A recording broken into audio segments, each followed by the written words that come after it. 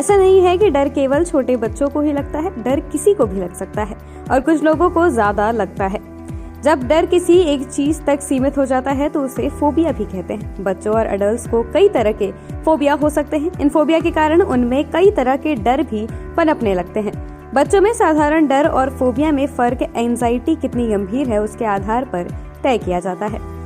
बच्चों में फोबिया से जुड़ी चीजों के सामने आने पर एंजाइटी का स्तर बहुत ही अधिक बढ़ जाता है। बच्चों में होने वाले विभिन्न प्रकार के फोबिया पर बात करने के लिए हमारे साथ मौजूद हैं डॉक्टर पारुल प्रसाद।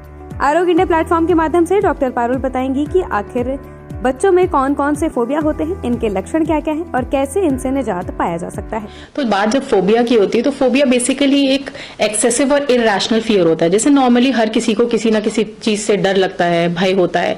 अब अगर आप मान लीजिए बहुत सारे लोग होते हैं उनको स्पाइडर या मकड़ी है, या किसी को हाइट का डर रहता है, किसी को जो बंद जगह रहती है उनका डर रहता है।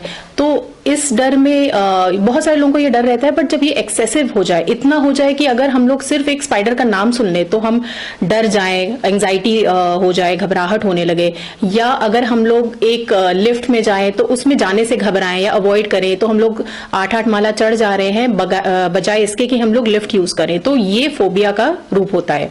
बात जब बच्चों की होती है तो फोबिया अलग अलग प्रकार के होते हैं। एक स्पेसिफिक फोबिया हम लोग टर्म यूज करते हैं जो कि एक स्पेसिफिक ऑब्जेक्ट से रिलेटेड हो सकता है, स्पेसिफिक सिचुएशन से रिलेटेड हो सकता है।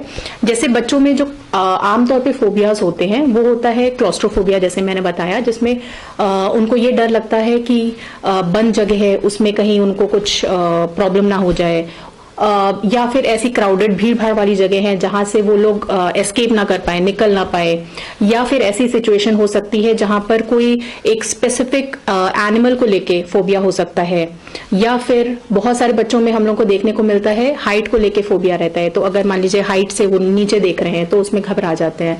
तो ये इस तरह की फोबियाज हमें बच्चों में देखने को मिलते हैं। और एक और प्रकार का फोबिया रहता है जिसको हम लोग बोलते हैं blood injection injury type of phobia, जिसमें कि जैसे आप लोग ने अक्सर तौर पे इसका बहुत मजाक भी बनता है कि जैसे आपने इंजेक्शन का नाम ले लिया और बच्चा एकदम घबरा जाता है, सिहर जाता है। तो ये नॉर्मली भी बच्चों में देखने को मिलता है, बट इतना ज्यादा फियर कि बस इंजेक्शन देख के ही बच्चा बेहोश हो जा रहा है, या उसका घबराहट इतना ज्यादा बढ़ जा रहा है कि वो अपने आप को नहीं कंट्रोल कर पा रहा है, या बहुत चिल्लाना, चीखना। हमने बहुत सारे वीडियोस भी देखे हैं इंटरनेट पे, इसके बहुत वायरल होते हैं।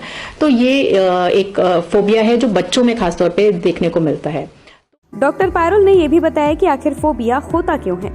तो डेवलपमेंटल फैक्टर्स रहते हैं जो उसके लिए रिस्पॉन्सिबल रहते हैं। जैसे अगर बचपन से अगर आपको बताया जाता है कि बेटा ये चीज के पास मत जाओ, इससे आपको ये दिक्कत हो सकती है, तो वो अगर बार बार बच्चे को बताया जाता है तो कहीं ना कहीं वो आपके दिमाग में घर कर जाता है, और वो इम्प्रेशनेबल एज रहती है बच्चे की जहां पर उसको अगर ये चीज बार बार बताई जाती है तो उसको उस चीज को लेकर इतना ज्यादा भय हो जाता है कि वो फोबिया का रूप भी ले सकता है, और फिर वो फोबिया जनरलाइज हो जाता है। जैसे मान लीजिए आपको बताया गया कि कोई भी जो नुकीले दांत जिसके भी हैं किसी एनिमल के, उसके पास आपको नहीं जाना है, तो फिर वो फोबिया जनरलाइज हो जाएगा, और फिर वो कहीं पर भी उससे रिलेटेड कुछ भी नुकीला भी दिखेगा उसको लेके भी वो बहुत डरा हुआ महसूस करेगा। इसके अलावा जेनेटिक फैक्टर्स रहते हैं। अगर परिवार में किसी को है तो ये अनुवांशिक हो सकता है, माता पिता में किसी में है ये बीमारी तो भी ये बच्चों में देखने को मिल सकता है। और ऑफ कोर्स इसके अलावा पर्सनालिटी फैक्टर्स रहते हैं। कुछ बच्चे जो बहुत ज्यादा एंग्शियस रहते हैं, बहुत ज्यादा शाय इंट्रोवर्ट टाइप के रहते हैं, तो उनमें भी ये एक पर्टिकुलर पर्सनालिटी टाइप में, एंग्शियस अवॉइडेंट पर्सनालिटीज में भी ये देखने को मिल सकता है। बच्चों में फोबिया का किस तरह इलाज होता है ये भी डॉक्टर पारुल से ही जानते हैं। यूजुअली बच्चों में हम लोग मेडिसिन वगैरह यूजुअली अवॉइड करते हैं, एंड ऐसे बच्चों में जो ट्रीटमेंट रहता है यूजुअली बिहेवियरल थेरेपी के थ्रू होता है, साइकोलॉजिकल मैनेजमेंट के थ्रू होता है, और काउंसलिंग के थ्रू होता है, और बच्चों में इम्प्रूवमेंट अच्छा रहता है। इफ रिक्वायर्ड एक्सट्रीम केसेस में जहां पर इन सब थेरेपी से कंट्रोल में नहीं आती है सिचुएशन, तो वहां पर हम लोग मेडिसिन का भी यूज करते हैं, और मेडिसिन का भी बहुत ही ड्रामेटिक इफेक्ट रहता है और बहुत ही अच्छा इंप्रूवमेंट रहता है। अगेन फोबिया की जब बात होती है तो ये कुछ केसेस में लाइफ लॉन्ग भी हो सकता है, जहां पर आपका फोबिया ठीक हो गया एंड फिर कुछ सालों बाद वो वापस से उभर के आ गया, या कुछ केसेस में होता है कि वो एक बार ठीक हो गया तो हमेशा ही आप कभी भी आपको दोबारा वो बीमारी नहीं होगा। तो कहने का मतलब ये है कि जब भी आप अपने बच्चों में इस तरह के कोई भी लक्षण नोटिस करें जहां पर वो किसी भी स्पेसिफिक चीज से, वस्तु से किसी भी स्पेसिफिक सिचुएशन से बहुत ज्यादा डर रहा है, इतना ज्यादा घबरा रहा है कि इसको अवॉइड करने लग रहा है। अवॉइडेंस बहुत बड़ा फैक्टर रहता है फोबिया में। तो अगर अवॉइड भी करने लग रहा है तो आपको हो सकता है कि उनको ऐसा फोबिया का बीमारी हो, और आपको जरूर एक डॉक्टर से परामर्श लेना चाहिए। बच्चों में सबसे आम होता है स्टेज फोबिया। इस पर भी डॉक्टर प्रारुल ने प्रकाश डाला है।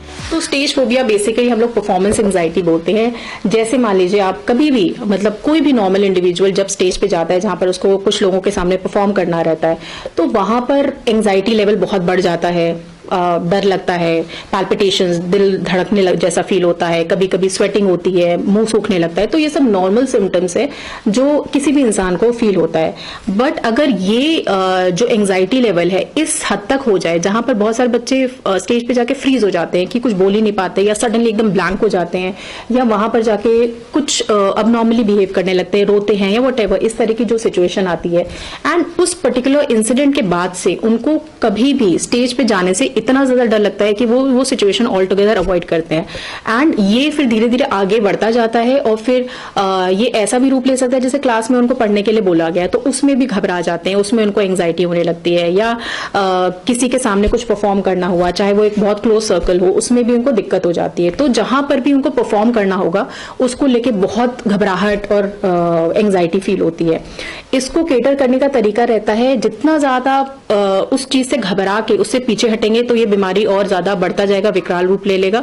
तो यूजुअली इसमें हम लोग एक्सपोजर करते हैं, मतलब जिस चीज से आप डर रहे हो उसको आप रिपीटेडली करते रहते हो, जिससे आपकी एंजाइटी का level over a period of time कम होता है, रादर देन इसके कि आप वो चीज टोटली अवॉइड करो। तो जो बच्चा घबराता है, डरता है, उसको छोटे सेटअप से स्टार्ट करके 2 लोगों के सामने, देन और थोड़े बड़े ग्रुप के सामने, ग्रेजुअली ऐसे प्रोग्रेस करके फिर हम लोग उनका जो ये फोबिया है वो कम करने की कोशिश करते हैं।